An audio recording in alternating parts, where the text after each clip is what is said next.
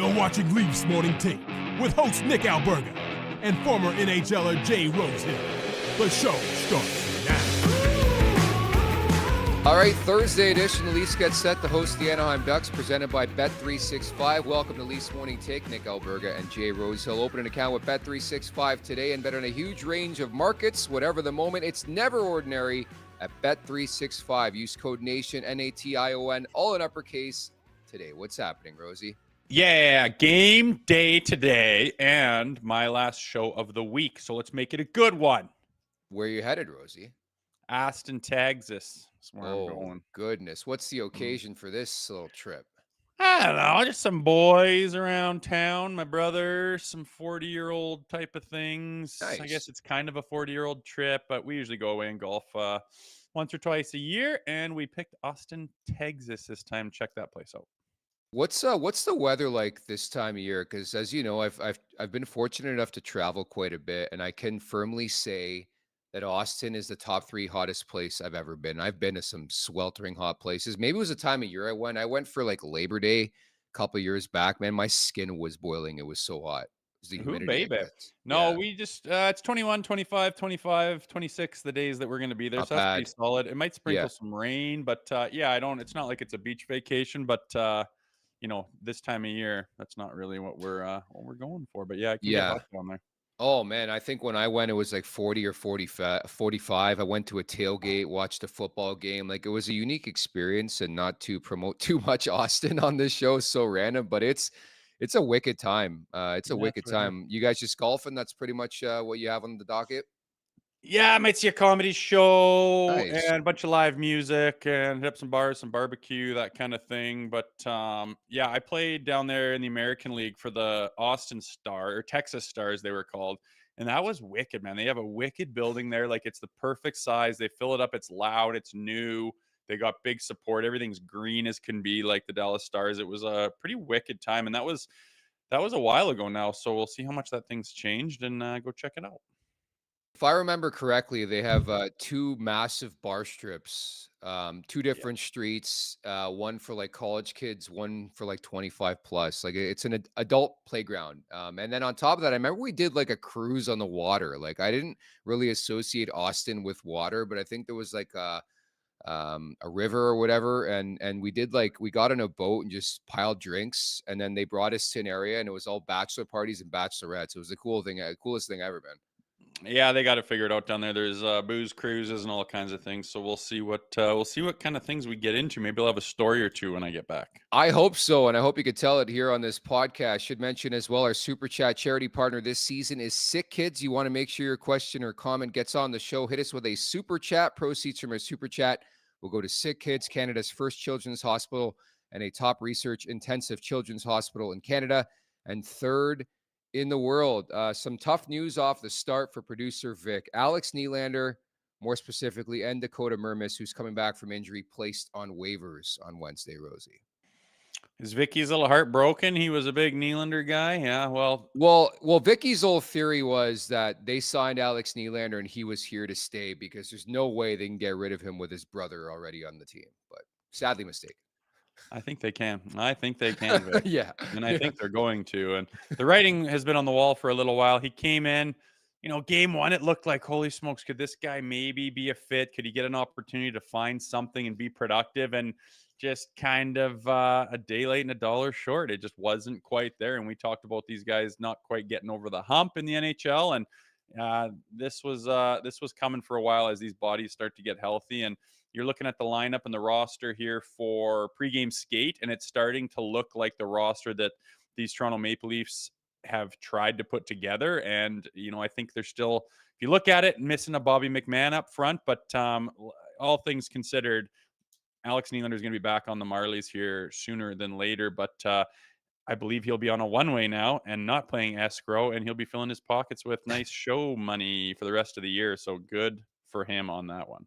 As if the Nylander family needs more money. Like, do you think Alex Nylander wakes up on a daily basis and worries about money, regardless of the contract he has? Like, I thought it was a nice little gesture, though. And I think it was really cool, quite frankly. Like, his dad, his family was in the building. He got to play with his brother in the show. But, yeah, he's an awesome. AHLer. Yeah. But I mean, I don't know. Just because his brother is making great dough, it doesn't mean that, like, I don't know. Do you think his brother pays his visa off or puts a down payment on a house and stuff? Like, it's nice for him to have that contract, making NHL money with no escrow.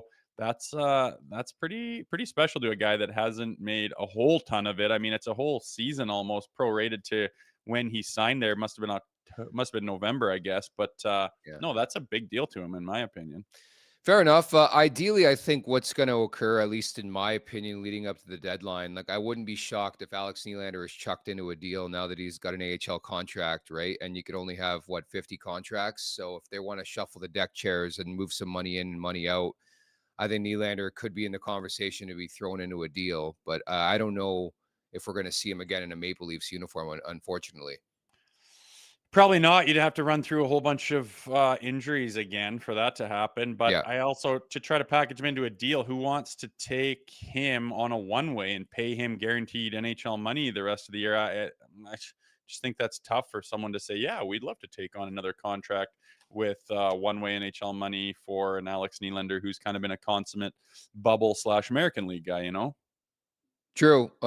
It just takes one. And look at Columbus last year. They picked him up from Pittsburgh, and he went absolutely off. And it True. landed him a new contract, right? That's the cool thing about hockey sometimes. But an unfortunate story, just because the uniqueness of it a couple weeks ago. I was in attendance for that first game. That was really, really cool. I believe against Utah, to play with your brother and have shifts with your brother in the NHL must be an unbelievable feeling. I can't wait to see the picture one day of those two, maybe sign an autograph with a game ticket. But really cool stuff. But again, Alex Nylander, Dakota Mermis placed on waivers. I'd be shocked if either one of those guys are claimed. Join us in Music City, Rosie, from Thursday, March 20th to Sunday, March 23rd, 2025 for the first ever TLN Nation vacation. From live podcasts, winery tours to taking in the Toronto-Nashville game at Bridgestone Arena. This promises to be the trip of a lifetime. On top of that, you can sink beers with Rosie. Like, that sounds like pretty good stuff too. Yeah, down in Tennessee, old son. I love it. You're looking forward to that one. Jump on board, sign up, and come have a blast. It'll be one of those getaways that I doubt you'll forget. Yeah. Sometimes they slip through and you don't really make an impression on you. I think this one will be a good one. Mark our words. You are not gonna forget the first ever TLN Nation vacation. You always remember it. We're offering two different packages. One with flights, $24.50 plus tax for that one. One without, $12.99 plus tax. And please note, hotel rooms are double occupancy. For more information on how to book, head on over to nationgear.ca or check out the link in our show bio. Life's too short for ordinary vacations. Looking forward to tonight's edition of TLN After Dark with Zach Phillips. He'll recap this game against the Anaheim Ducks. And speaking of the Ducks, speaking of one of your former teammates, JS Giguere is going to drop by the show in about 20 here. Jiggy. I know we had him on last year, but it'll be good to pick his brain about the goaltending situation in Toronto, as it is hot as could be, as we both know. So it'll be good to have him on and say hi again. Really, really awesome teammate, that guy. BC Shea has a question for us, Rosie. Hit Do I me. have to bring my wife relating to the TLN Nation vacation? Of course not. You're you're your own man. You do your thing. If you need a little break from whatever's going on, you just get on that plane and you deal with the problems when you get home. Very well said. Okay, we roll on. Make sure to get those super chats in support of Sick Kids at the Leafs Nation 401 on YouTube. Smash that like button, smash that subscribe button. Pretty please. Leafs Morning Take wherever you find your podcast. Make sure to leave us a 5-star review. And don't forget to visit theleafsnation.com. We got a confirmation to start the show. Anthony Stolarz is going to get to start again. Revenge look against the Anaheim Ducks. Your thoughts on that? I thought they go back to Wall in this game. Yeah, I was talking to producer Vicarias before the show, going, it's kind of an odd thing they went back to him with, with all the buzz about him, and you just had a wicked performance there. Your last game, you'd think you'd go to Wall against, maybe a bit of an inferior opponent, although one that just got shelled last night. So I don't know. I thought they would go to Wool and then Saturday night at home, go back to Stoli, and then finish up on Sunday with Wool again. But I'm not sure what the thinking is. I don't think you need to dissect it too hard or read into it. For whatever reason, they're going back to Stoli. They just want to keep his mojo going. And Maybe they leave it up to him and saying, "How you doing? Do you want to play the next one?" I don't know how they're going, but it would make sense to switch, hit him. I don't know what their reasoning is. I'm actually going to ask Jiggy what he thinks about that. Yeah, it's interesting because the narrative like 1 week ago was like, oh, Stolarz has never played this many games in his career. They got to slow it down. And that's why they went with Joseph Wall in back-to-back games. And now it's like, what's the excuse? But I'm Hmm. right there with you. I just, my feeling on goalies. It's such a volatile position. I have a lot of confidence, supreme amount of confidence in Joseph Wall. It's an inferior opponent, but there's got to be something there with Stolarz being a former Anaheim Duck. There has to. Maybe we read too much into it. Maybe they're just riding the hot hand after last game, what he put forth, and maybe they just gave him another start. But this means he's going to start 3 of 4 this week. Yeah, which 3 of 4. I think that's what they want. I mean, he would anyway, wouldn't he? Like, I Well, don't no, know. Yeah, or you we could. would have back and forth. Yeah. Yeah, true. There would have been two. Yeah. Maybe that's the reason why he's the hottest hand. I mean, his numbers are phenomenal. I know Wool's are too. I would have thought they'd give Wool, but maybe they just want him to play three quarters of the games this week. Yeah. And that's where it lies, because that makes sense too. I believe he is the hotter goalie. He's who everyone is talking about. His performances have been over the top in getting them wins, especially when they don't even deserve them. He's been the biggest story in town. So maybe you just hit the nail on the head right there, is that they want him playing 3 out of the 4. The lines from the morning skate: Nyes, Matthews, Marner, Pacioretty, Tavares, Nylander, Holmberg, Minton, Domi, Lorentz, Dewar, and Reeves. And it looks like Jake McCabe's going to return after missing 5 games with a head injury, paired with Chris Tanev, Riley Ekman Larson, Benoit Timmins, and again, Stolarz confirmed as a starter for this game against the Ducks, who were pelted last night by Ottawa. Yes, I like that lineup. It's starting to look like what it's supposed to. My goodness, it's been so long with such deep injuries throughout the entire roster. Only thing we're missing there is Bobby McMahon, who could. I know Holmberg just had that quite big goal against Jersey Devils there on the PK to get these guys that win the other night. But if Holmberg comes out and you replace him with Bobby McMahon, I think that lineup's looking pretty solid, and I'd like to give them some runway to start cooking and figuring stuff out as who they are as a group and as a team, with a full healthy lineup, which they really haven't had much time to be able to do this entire season. In support of Sick Kids, Tony sends us this super chat for Sick Kids in Toronto from a Canadian in Central Florida. Appreciate that, Tony. Looking at this game tonight, though, it really has that feel of like a breakout offensive game for the Maple Leafs. I mentioned just earlier, the Ottawa Senators had their way with the Anaheim Ducks, and it was John Gibson who started that game. And looks like Lucas Dostal is going to play this game for the Ducks tonight, but they're on the back end of the back-to-back. I know it's not a long travel day or night coming from Ottawa, but the Leafs have had their way in recent memory, outscoring the Ducks 17-4 in the last 3 meetings. Like, it really has that feel of like a pop-off night where Matthews gets cooking, Nylander continues, Marner points night, if you will. Well, I've seen hockey teams get in trouble thinking and preparing for a point night against a team who, let's be honest, they just got shelled. They're going to be pissed right off. They're going to be having, old Crow, who is one of my coaches in Toronto, who's the coach of Anaheim now. He's going Greg to Cronin be, was your coach? yeah, he was in Oh, Toronto, I man. don't He know was that. an assistant, and True. yeah, he's hung out in the league a long time, and he's got the reins there in Anaheim. It's not going that well, but he was pretty pissed off looking last night after getting shelled. And there's been a theme of teams bouncing back in the NHL after getting PP whacked. So I would not, put it. I just don't like the idea of everyone preparing for points night. That's how you get your ass handed to you and get surprised and shelled in a trap game, which these guys have done before.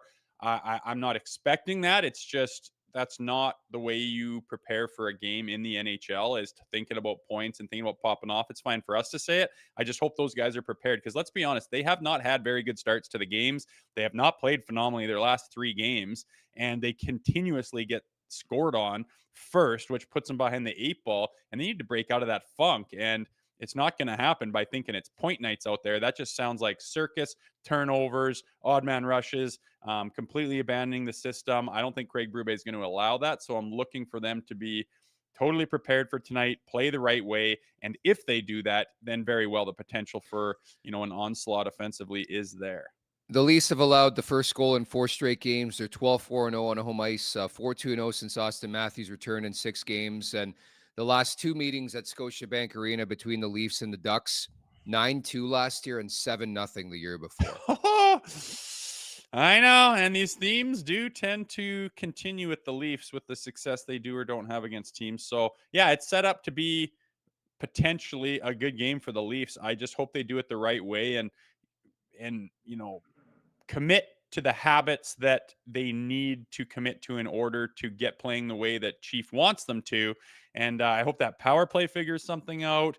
I hope they follow the system and start on time and play 60 minutes. And by all accounts, this team does this against the Anaheim Ducks. They should smush them pretty good, but it doesn't happen without executing from the get-go. So I'm looking forward to their start and seeing if their heads are screwed on or not. Guess when the last time Max Domi notched a point in an NHL game? Ooh, was it in early-ish October, late October? Remember that Prime game where they dominated Tampa? He had an apple in that game. God, yeah, man. I would love to see him getting going.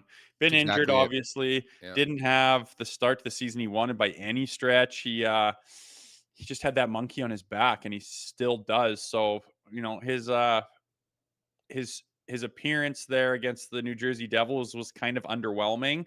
You could call it rust. That's fine. But I want to see him with a little bit of piss and vinegar tonight, like just buzzing, working left, right, and center, getting all those details down pat that Craig Berube is preaching, and be physical and bang and crash and just be noticed. And then those plays will come, the pucks will open up, and the lanes will open up. So I'm hoping that he can get on his horse and shake some of the demons at the beginning of this season now that he's healthy, because he is a valuable part of this team. If we want to go forward, I think he's got to be on his game.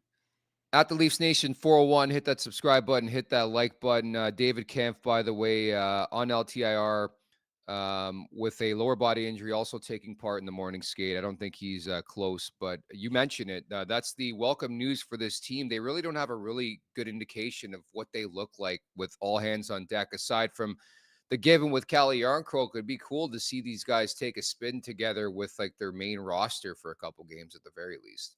Yeah, I would. I kind of look at Yarny as a guy that's down the road in the new year coming back. I could be Maybe. wrong. It's that's kind of like the light that they shed when they announced him going on LTIR.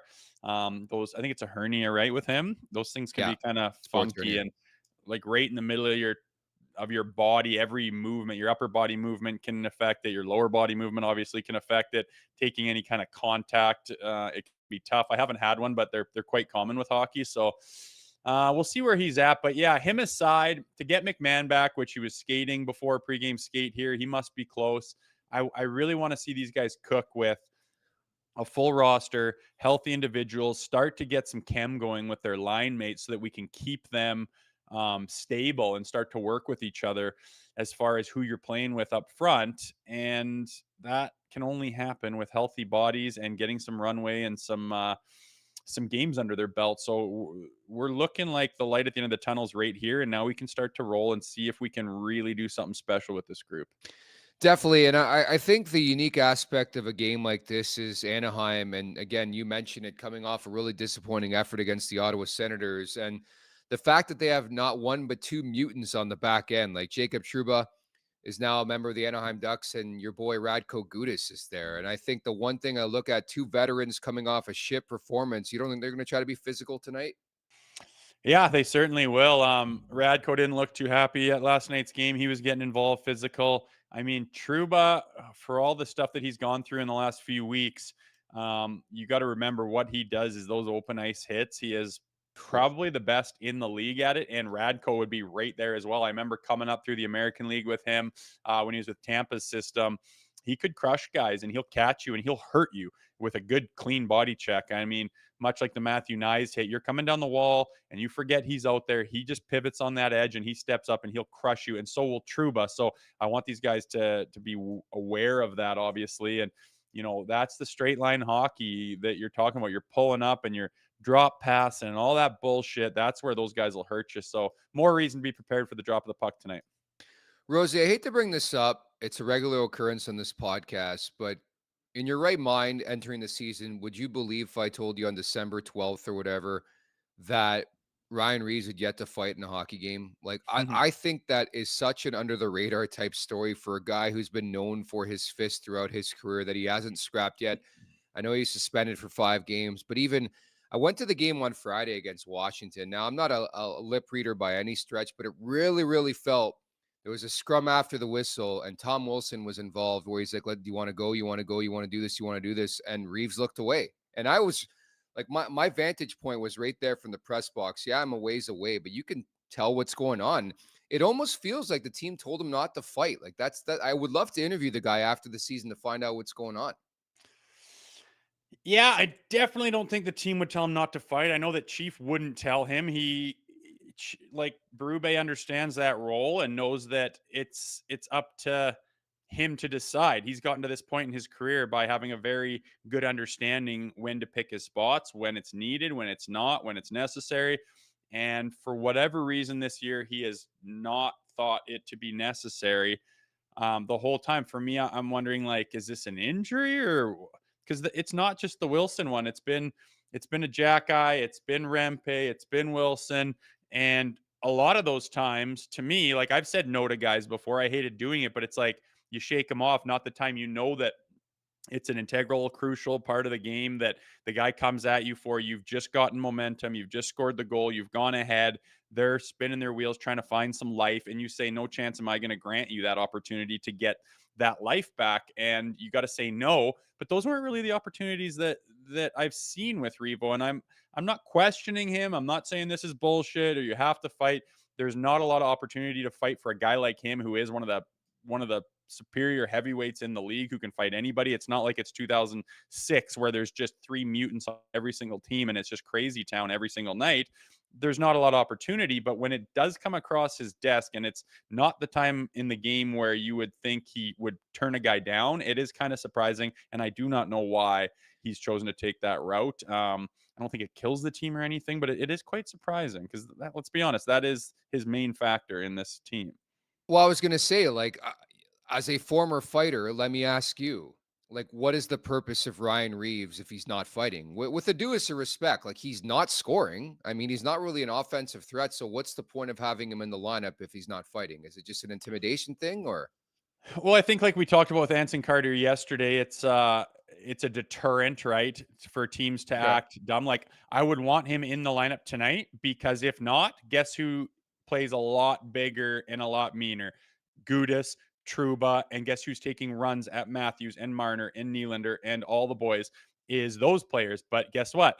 If Revo's going to come after me, he's playing, damn well if I'm running around causing a scene with my physicality, like taking not liberties, but runs at guy, like clean or not, that Revo would probably come over and say, you're going to settle down right now or we're going. And he might not want to be up for that. So that's why he's in the lineup. And when he's out there, he's following the system to a T. He's chipping it. He's getting it deep. He's chasing it. He's crashing. He's banging. He's doing those things fine. But when the team needs it, you'd think he'd step up to the plate and scrap as well. And there has been opportunities for him to do it, and he's taken the option.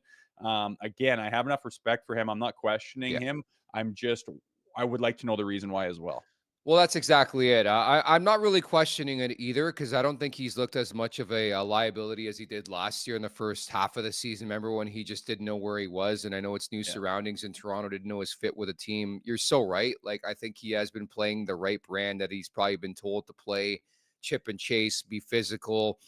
But it's just a peculiar situation when you're known as like the sheriff in the league for X amount of years and you're not dropping the gloves. Again, I would love to know the answer. And I'd also want to know if he's been asked or turned down fights. Maybe nobody wants to fight him, but I find that hard to believe because he's played Arbor Jacki, he's played Rempe, he's played some of the toughest citizens in this league. So producer Vic had a really good question in the chat. What happens first? Max Domi's first goal of the year or Ryan Reeves' first fight, Rosie? Domi's first goal. That's what I'm. Wow. Hoping. Okay. Yeah, I agree. yeah.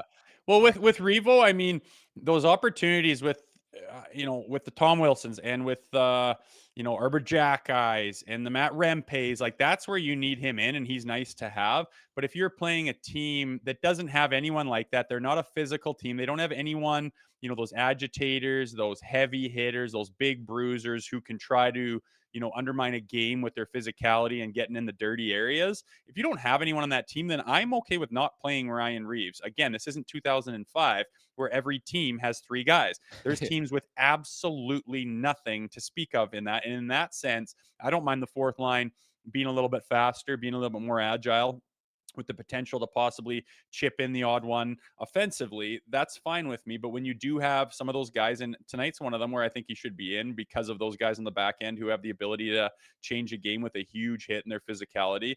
But every single night, I don't think Revo needs to be in there. And that's against the teams that have no pushback physically. Because it's, like I said, it's a deterrent to have him in there. Man, I went down a rabbit hole on YouTube the other day and just seeing some of your scraps. Like you fought David Hale. That was really, really random. Francis Lassard. There was so many like mutants. Remember Ritus Evenins? He was in the league. Like there was just Right. every team had like 1 or 2 guys that just couldn't chuck them. Well, I remember Ivanins because I had a Yeah. house in Calgary that he was going to rent from me as I was playing in Philly or something. And then he got absolutely KO'd by Steve Oh, McIntyre in preseason, and he never played again. It was quite sad, actually. But oh. that was Big Mac's power behind his punches. Him and Boogeyman, I think, are 2 of the scariest guys as far as pure power to like end your career. No, back in the day, there was always someone. The team had everybody, man. And my last year in the league, I played full time in Philly, and then it went across to the next year, and I was at training camp and everything. And I'm looking at the league, and I counted 13 guys who I would easily come across in a scrap that were in the NHL the year before who either weren't re-signed or were put on waivers and sent down. 13 guys, and one team did it, the next, and it was a chain reaction all the way across the league. Everyone lost their guys, and Ron Hextall was holding on to me. And then by the start of the season, he was just like, I can't keep justifying it, and I don't want to let you go, but it's just the way the league's going. And that was it for me. And the writing on the wall was that, I blame the media for driving it and getting rid of all those tough guys and trying to make it difficult for teams to justify having tough guys on the team. But yeah, it kind of left in a hurry, as there was a point in time where every team had a couple of guys without question. Now you're hard pressed to find someone that could even be in Revo's weight class. John Gallagher writes in, did Rosie ever fight McGrattan? And Patrick G. Mafia writes in, did Rosie ever fight Brashear? McGrattan and Brashear, you ever fight those guys? Yeah, I fought McGrattan twice, and I remember Brashear. I wanted to fight Brashear because he was a lefty, and I always went lefty against righties, even though I'm not a lefty, just to trade and to have a good fight. So if I could use my strong arm against a lefty, I always loved that. And Brashear, his name spoke for itself, and I was tugging on him on the face-off draw, going, "Come on, big Brash, give me one, let's go, let's go." And he was like, "What?" And then he went over to Colton Orr, and he's like, "Who the fuck is that kid?" It was like early in my career, and I was like, "I can't believe he wouldn't go me." But that's one that got away that I wish I would have had on my fight card. Man, I was laughing just watching like clips from Cam and Strick, and they had Kelly Chase on, and Yeah, he went on a rant and tangent about how he never said good fight to a guy. Like, the tummy sticks after a fight, you're tapping on yeah. the guy, like, great, like such a meathead play. He's like, I never did that. He's like, I thought that was the dumbest shit ever. I know my buddy sent me that and said, "I want this guy on my team every time." I'm like, So good. okay, such a hardcore old school thing, but yeah, to each his own. That's what Chaser thought. Yeah, no, that's fair. You ever go him, or was he before your time? No, he was before my time. I Way never played before, against right? him. Kind of Yeah. Brad May was my crossover. Okay. I'd watch Mayday, playing with Rob Ray and fighting against Probert and all those guys. And then Mayday was getting a tryout with Detroit, and I fought him pretty much at center at Joe Louis, and he was awesome, man. He was like pumping me up after saying, "You go and make that team, kid. I love the way you play." And I was like, "Holy fuck!" It was so sick, and got to become friends with him after and meet him. And we had him on a pod before, and it was yeah, he's one of the wicked guys that I look back and say, "Oh, it was cool." I crossed over with Mayday a little bit. I was gonna try to get him next week because the Leafs play Buffalo on Sunday, so maybe we make Yeah. that happen when you come back, because we've yet to get Brad May on the show. But I remember when the Leafs got him, I was like, that is such a Brian Burke move, right? It's just like amazing thinking back to that era where every team, like, think about that now, like 3 or 4 of your players on your roster were just strictly there to like chuck. Like they weren't there to score. Well, I know, like, even the Leafs, when I was there, it wasn't exactly the heyday, but Colton Orr was the heavy. Then I was there. Jamal Myers was there. Mike Brown was there. Schenner could chuck them. Yeah. Mike Komisarek and, like, Boschman was he was kind of aging, but a big guy. I'm trying to think of the other guys that were capable of doing that stuff. Like, the league was just meaner. And if you go even further back, like, I kind of caught the tail end of it, but in that heyday of, like, 2000s, the first decade of the 2000s was just like, my God, if you look at the rosters, they had 3 and 4 spots for complete meat, man. It was getting crazy. And that's when the staged fights really got called into question. Like the famous clip of Larocque saying, "You want to go? Okay. You want to square up? Sounds good. Good luck, man." And it's like, oh my God, like the passion's gone from that. And it got to be too much where the guys were too big and dumb and weren't really there for any other reason. Like, you have to do something well. Like, I could skate well. That's why I was in the league at that point in time. Or you have to chip in offensively or have leadership qualities or block shots or be a penalty killer or do something where in that heyday of the scrappers, like there was one trick ponies in a big way. And it was getting a little out of control, but it's funny to look back on now. It really is. That era was something else in the NHL. Keep Six writes in, who's in net tonight? Anthony Stolarz is getting the call against his former team, just to keep you up to date. Jake McCabe looks like he's going to return from a 5-game absence with an upper body injury. So great to see on that front as we get set to tee up the Leafs and the Anaheim Ducks. Also expected to be joined in mere minutes by J.S. Giguere, 2003 Conn Smythe Trophy winner, former Anaheim Duck, former Toronto Maple Leaf. I always thought that was so intriguing when the Leafs picked up J.S. Giguere. Again, it was a very Brian Burke move. It happened a lot in that era where guys would get their guys, and it happened here a lot the last decade or so when Kyle Dubas would get a lot of his Sioux Greyhounds. I guess it's familiarity too, right? Yeah, it is. Same thing with Berkey hiring Randy Carlyle to come into the Leafs. And I just I don't think that. I think the proof's in the pudding that probably wasn't the right call at the time. But to be a general manager and to bring in people, if you don't know the person, it's a risk, right? It's what if this guy's this way, or what if I haven't heard about him being this way in the locker room or this way with the teammates or whatever it is. When you know people and you've had success, a la Brian Burke with the Anaheim Ducks in '07, I believe.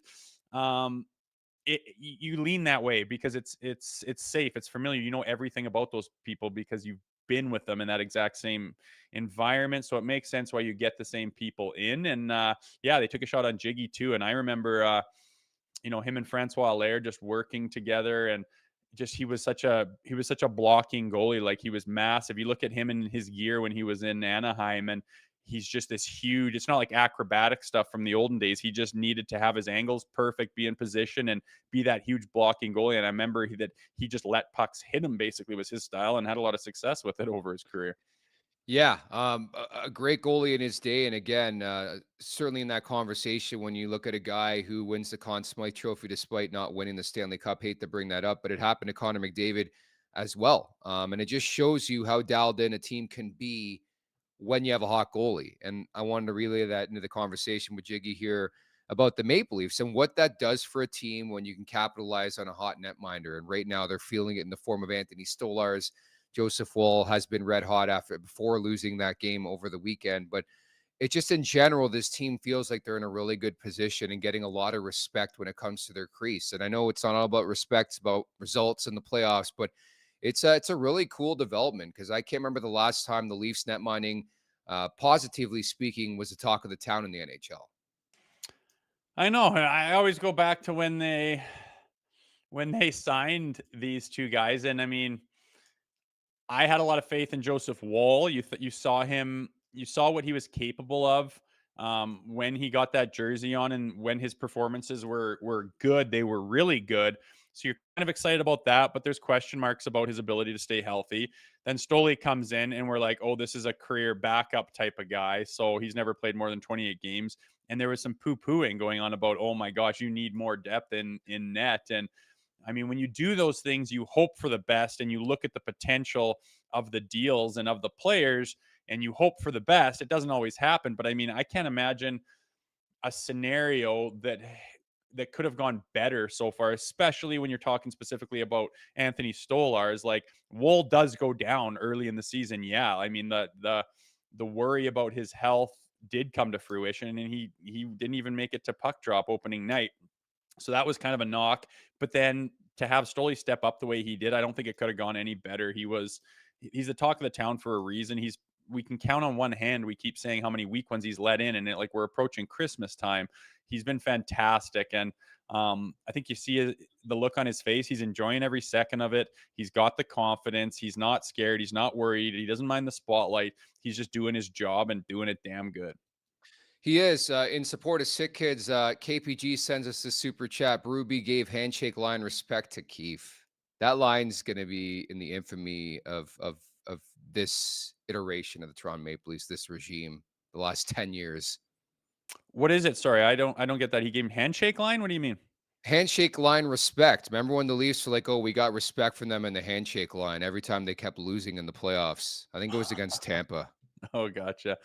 Yeah. Those little one-liners at the end of another tough season are always going to stick around. But I don't know, man. I got reason to believe this is going to be different. And I just choose to have hope that these guys are different and they're better. And I see lots of reasons why I should think that.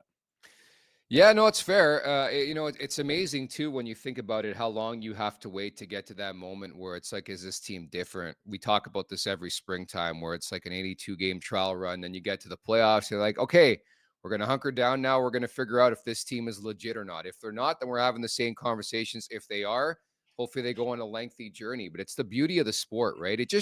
Again, it's the whole conversation about Edmonton coming into this year. Yeah, they were the perennial contender, the number one pick to win the Stanley Cup, but to get back there is just so difficult. How often do guys talk about that after their playing days where they're like, man, it was really, really hard to get to a Stanley Cup, to win a Stanley Cup, to even get to that moment to win a cup. It's wild when you think about it. And for us, we cover a Maple Leafs team that can't even get to the second round routinely, you know? I know it's very volatile, right? You wonder what's going to happen this season, and yeah, I understand why you always take the stance of nothing matters until the playoffs, because that's the step that they've been missing, like just drastically missing, and it is very volatile. Like they could light this season up and have all the success in the world, and I mean, if the season ended right now, they're playing Boston, right?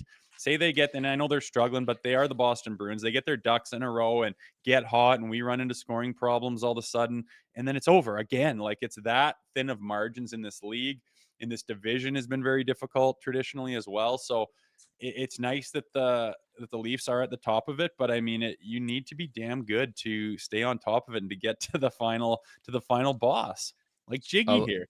Yeah, our guy about to bring in today's guest. The following interview is brought to you by Charm Diamond Centers. Get custom ring building delivered in less than 4 weeks with the Charm Masterpiece program and an unbeatable pricing policy. Charm Diamond Centers is proudly Canadian-owned and operated since 1972 with more than 85 locations across the country through Charm and their sister brands. For more information, go to charmdiamondcenters.com as we bring in the one and only JS Giguere. Jiggy, what's going on, buddy? How are you? God damn it. I'm pretty good. Sorry about being late. The technology and me doesn't work for some reason. Hey, Jiggy, not a problem. What's it like to see Rosie's face again? That's good. It's good to see you, Rosie. You look good. Thanks for coming on, Look man. fit. You Always. He was always such a fit guy. No problem. Oh, she's going. I'm at the gym. I'm at the gym right now. I'm trying to be fit, but Hey, good for you. You're looking sharp, man. Thanks for coming on. We appreciate it. So, Jiggy, I wanted to ask you about the crease. Obviously, it's a big topic of conversation in this market. Anthony Stolarz has been incredible. I thought you were the perfect fit to come on and talk about what it's like to be a goaltender in Toronto, first and foremost. Well, obviously everybody knows it's not easy to be a goalie in Toronto, a number one goalie in Toronto, even harder. But I think as it is right now, it's kind of a tandem. The pressure is somewhat equally on both of the goalies, and I couldn't tell you right now who's going to be my number one goalie comes playoffs. So I think that's a good thing for the Maple Leafs. That means that two goalies that don't have a whole lot of experience will fight each other to get some ice time, and that means they're going to be ready to play every night. Every time they're going to have to play, they're going to be ready, and that's a good thing for that team. And Jiggy, being as they are switch hitting and being a tandem right now, and it seems to be working just fine, would you just continue that right into the playoffs if that were the case? Or do you think you want to have a number one emerge when you hit that point in the season? I would keep it going as long as I can, you know what I mean? And hopefully one of them will take the lead eventually before the playoffs, you know what I mean? And if that doesn't happen, then you're just going to have to make a decision and, you know, see who had the better season comes playoff. But both of them don't have a whole lot of experience in playoffs, so that doesn't really matter, really. I think you want to let them fight for it. You know, at the same time, I think both of them should be nice and ready and rested when playoff comes. So overall, you know, I think that's a good problem for the Leafs. They have two goalies that are actually doing the job. Hasn't seen that since probably 2010, right? When I was there. Very true. Very true. I'm Considering you kidding. lived it, true. what advice would you give to like any present Leafs goalie? We just talked about the fact that you've lived it. It's a different animal, obviously being the goaltender in Toronto, whether you're number 3, a number 2, or a number 1. What advice would you give to like a Wool or a Stolars right now? Well, the number one advice, and I think it's harder today because of technology and all that. But you got to leave all the chatter, all the noise aside. You know what I mean? Like it's gonna happen. You're gonna give up bad goal. You're gonna have maybe a bad game or a bad week, and it doesn't mean your season has to go to hell after that. So you have to, stay strong mentally. Don't read the unimportant stuff. Just be focused on your game. Be focused on what you have to do to be successful.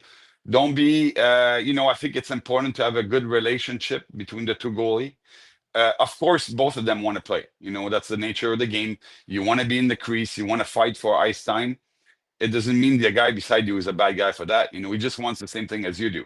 So that's normal. You can help each other trying to be a number one goalie. We saw that last year in Boston, you know, where two goalies push each other to be a number one. And I think it's very important to have a good chemistry between the two goalie. And then they're gonna hear as the season's gonna go. The Leafs goaltending doesn't have any experience in playoff. That doesn't matter. Experience. I had zero experience my first time I went to the playoff and we went to the finals. So it doesn't always have to do with experience. I think if you go in there and you're prepared and you're ready, you should be able to do the job anyway. Mhm.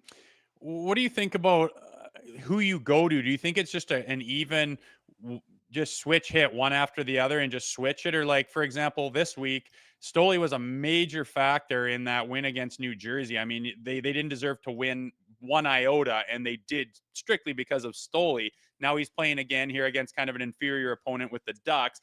Is there any rhyme or reason you'd stick? Do you stick to a hot hand, or if you're playing this back and forth thing, do you like it better if you just literally switch hit these guys?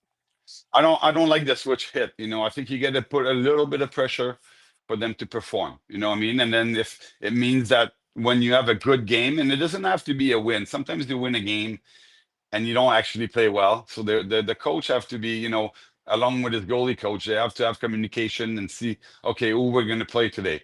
But I wouldn't, like if a guy is playing well, he's hot, I would play him 2-3 games, but then I would go back to the other one. Now make sure that you don't sit on the bench for 2 weeks because that's unfair too to a guy that's probably not playing, not because he's not playing well, just because the other guy is playing well. So you have to play with that a little bit. If somebody gives you an amazing game, you got to play him again. I think I like that. I think at the end of the day, it's about performance. You're supposed to perform. You're supposed to play well, and you got to reward that when it happens. Jiggy, we talk about it a lot on this podcast, how much teams talk about, like, for example, Stolarz played for the Anaheim Ducks. Like, how much of that conversation is had on a daily basis between a goalie and a coach and trying to pick starts for a guy? Is it even a conversation? I think it's part of it a little bit, but I don't know that they make their final decision based on that. You always love to play against your old team. You always love to that extra challenge. It makes the game a lot more fun. You're a lot more prepared and ready to play those games. But at the end of the day, if you're not playing well, you might not want to play that game too. And be embarrassed in front of your game, your old team. So there's part of it. I think it's more, the main thing would be if you go home in your hometown, then that's the game you really want to play. You want to play in front of your parents, in front of your family. And if I'm a coach, you have nothing to lose when you do that. The kid's going to be ready. He might not have a good game at the end of the day, but the kid's going to be ready to go, ready to play, because everybody wants to play well in front of their parents or their family. You want to do the same in front of your old team, but it's not quite the same. Yeah. Yeah. Jiggy, last one for me. I just wanted to pick your brain. There's a lot of conversation these days in this era about, goaltenders never playing back to backs and they barely, play, the number one guy gets a lot of rest. Where in your day, you've played as many as 65 games in a season, and 58 before, and 56 and 60. You were the number one guy and you play almost every night unless there's a reason not to. What's your thoughts on all the rest these goalies get as a starter, particularly not playing back to back games? You know what? I played a lot in those days, and I hated the back to back. They're hard. No matter what, you go to the hotel or you go home and you have a hard time falling asleep. The next day, you're just kind of struggling, trying to get your energy back up to be able to play another 60, 65 minutes. So, I always had a hard time in those back to back. I always feel like if you have a good backup, a good tandem, then it's a good time to play that goalie. You have at least have 15 games during the season that that you're gonna give to that guy, and you need to have two goalies at the end of the day. If an injury happens, you need to have your backup ready to play and take over if something happens. So, those are a good occasion to do that to me, and I don't know. I didn't like them. I think every once in a while a young goalie should taste that, because you should know what it feels like too. At the end of the day, if once come to the end of the season, if you have to fight for playoff, you need your number one goalie in there. So you have to make sure that as a young goalie, you have a taste of it, see what it's like. But if you have two good goalies like the Leafs do, I would never go back to back. There's no need for it. Where do you stand on the Vezina conversation? Obviously, Connor Hellebuck has been out of this world for the Winnipeg Jets, but we're trying to make some noise, of course, for Anthony Stolarz, 9.5-2, 2.13, a 9.28, one shutout. The example I would use, as you brought up, was Linus Ullmark a couple of years ago. I think split the bill with Jeremy Swayman, still won the Vezina Trophy. Where do you stand in general with the Vezina? Like, how many appearances do you need to have a guy as a legitimate contender in the conversation? Well, I like a goalie that is a true number one goalie, that really played well over 50 games, 55 games. That means that you really had an input in your teams, and if you weren't there, your team wouldn't be where they're at right now. So I think that's what Hellebuck does in Winnipeg, year in, year out. So to me, I don't want to take away from a tandem. I think that's great, and I think if I had to build a team, probably this is where I would want to go. Have two strong goalies and let them fight for ice time. But as far as the Vezina is concerned, I think you should have a fair amount of game played to be a contender. Not that he doesn't deserve it, and I know in Toronto people will cheer for him, and that's awesome. But I would like him to play a lot of games for sure. That's fair. That's fair. And again, Connor Hellebuck has been out of this world. So has Philip Gustafson so far for the Minnesota Wild. Just before we let you go, excelling here in the YouTube chat, that's his handle. Ask JS his favorite goalie partner of his career. Who's your answer? I had many good goalie partner, and I really got along with most of them. I had the monster Gustafson in Toronto. Was a great guy. Martin Gerber was a good friend of mine. He'd come down in Montreal to work out in the summer. I had Brizgalov, which is a different bird, but he was so good, and I had to work so hard just to keep my number one job. So that was always interesting to have him. Jonas Eller was a great guy too. A guy that really challenged me at being more athletic. So like I say, I think it's very important to have a good relationship with your goalie partner, because you all both of you want the same thing, and it would be easy to be pissed. It would have been easy in the days to be pissed at Briz and not like him, but it wouldn't have brought me anywhere. So it's a tough question, because I had a good relationship with all of them. If I had to pick one, I'd say maybe Gerber, because we had a good times together. Nice. So many name drops there. I love that, Jiggy. I know. That's great stuff, man. Thank you so much for your time today. A great breakdown. You did exactly what I thought you would do here on the podcast. So I really appreciate your time. We'll talk soon, okay? All right. Sorry for being late, and take care, guys. Good. Thanks, Jiggy. Appreciate it. See you. There's one of Jay Rosehill's former teammates, former goalies, J.S. Giguere, on the show again. Good dude, eh? He's the best, man. he knows his shit too. And 600 games in the show as a goaltender is a wealth of experience, and he's got the trophies and accolades to prove it. So it's nice to have him on and pick his brain, because right now the goaltending topic in Toronto is such a hot topic, and how do they handle them? He was pretty adamant about, like, I like switch hitting them, but not necessarily game for game. Keep it like you say right now. Go back to Stoli, because he had a great game, and keep Wool on his toes a little bit. Like, it's interesting to hear that stuff, and makes total sense. I love that he said you look really fit still. I don't know about that. Like, what is he telling? It's my 40th year. I'm gonna get back in the gym in the new year, and then I'll do a couple shirts off pods for the. Yeah, there's been requests in the chat that you do podcasts with no jurors on. Actually, we did discuss that quite a bit to start. Remember the first couple of episodes, like, should we do one with no shirts on? Oh my God, I don't think we talked about that very long. At least I didn't. No, but that'd be a sight to see. It would. It's time for the Great Clips Inbox Question of the Week. With more than 4,400 hair salons throughout the United States and Canada, Great Clips is the world's largest hair salon brand and official hair salon of the NHL. Salons are locally owned and operated and open 7 days a week. Your time is valuable. Use the Great Clips check-in app. See the wait time, check in on your phone, and get your haircut when you want it.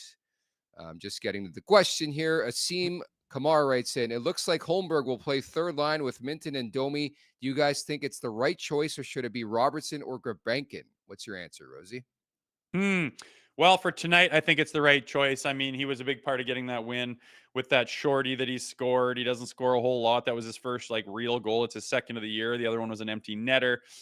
It makes sense for today, but in the long run, I think Robertson's time is just kind of done here. Like, you've had so much runway and you literally have done next to nothing with it. Grabenkin, I like the way this guy plays. I like his attitude. I wouldn't necessarily put him over top of Holmberg tonight. Long term, I think that's McMahon's spot. I'd like to see him get healthy and get in there as well. But I hope Grabenkin hangs around. I think he could, he doesn't have to go on waivers or anything like that with his contract status and being young. He can go down and play for the Marlies. I think that'll only help him. But just in the future, not necessarily tonight or anything, but I'd like to see more of Grabenkin without question. Grabenkin did get recalled earlier today. It sounds like he's trending towards being a healthy scratch, but it just shows you how they feel about him. They still want him in the mix here with the Maple Leafs. So I'm sure there'll be a lot of moving and grooving over the next little while. Would add as well on that front. I think McMahon's a guy that you're gonna put in there at some point, whether it's line 2 or line 3, that I think he can make sense. But to answer the question, I don't know if either one of those guys long-term will be the answer, at least this year, when it comes to Grabenkin. And I think Robertson's days are numbered with the Maple Leafs in general. For more information, check out greatclips.com. Great Clips. It's going to be great. Anything else to add there? It's going to be great. That's it. It's going to be great. Fair enough. It's time for the last call, brought to you by Bet365. Open an account with Bet365 today and bet on a huge range of markets, whatever the moment. It's never ordinary at Bet365. Use code NATION, all in uppercase, NATION. Today, anything specifically you're looking at? I like the Maple Leafs puck line in this game against the Anaheim Ducks. Well, it certainly isn't the money line at like minus 400. That is wildly favored, as the Leafs typically are. I'm going to go to a Willie Nylander anytime goal. I think that he's due. I think he's going to score. I think he's absolutely getting on the board tonight. It's not crazy value, plus 105 or something like that. But if you even want to sprinkle him on like the last goal, I don't expect there to be an empty net if they play the way they're supposed to. But, if you just pick he's the last one to bury, I think that's like plus 800, some wild value. So sprinkle some of that too. But I think Willie's going to get one tonight. Just notifying some of the folks in the chat earlier today, Leafs PR announcing Marshall Rafai was assigned to the Toronto Marlies. Nikita Grabenkin was recalled from the Toronto Marlies. So he is on the Leafs roster right now. Some people were challenging that, but he's on the Leafs roster. Yeah, stuck on that. People challenging that. Nick knows what he's talking about. We're amateurs. Okay, Rosie, that's going to do it for you, I guess, for a couple shows. You're back in the mix on Tuesday. Yeah, I might have a little hangsy depending on how this weekend goes. So hopefully I'm not dragging ass, but I haven't been on a little bit of a getaway in a while, so we'll see where she goes. I have a crew with me that is known for some wild stuff, so I'll try to do my best, but I will be there regardless. No bar fights, please. No bar fights. Best of Never. luck. Safe travels. So Dave Pagnotta, the fourth period, once again, is going to be in on Monday. And Frankie Corrado of TSN, former Maple Leafs defenseman, is going to co-host with me tomorrow. So looking forward to that. But have a great trip, Rosie. Yeah, boy. Thanks. Yeah, that's good. Obviously, my seat's in good hands with those fellers, and I will have a good trip, and we'll see you on Tuesday. Hopefully, they have a solid weekend, and we can be joyous and happy about the play. Sounds good. At the Leafs Nation 401, hit that like button, hit that subscribe button. Again, thank you to JS Giguere for dropping by the show. You guys in the chat were fantastic. Make sure if you haven't booked already, book those TLN Nation vacation. They're going hot and heavy right now, so make sure you get your spot for a trip of a lifetime. Music City, March 20th to 23rd. Again, Leafs Morning Take, wherever you find your podcast, make sure to leave us a 5-star review. And also don't forget to visit LeafsNation.com. Thank you to producer Vic. For Jay Rosehill, I'm Nick Alberga. We'll talk on Friday. Take care. Make sure to check out more of our content right here on the Leafs Nation YouTube page. We got long-form interviews, we got clips, we got epic rants by Jay Rosehill. We simply have it all. And don't forget, you can find out much more at theleafsnation.com. Thanks so much for watching.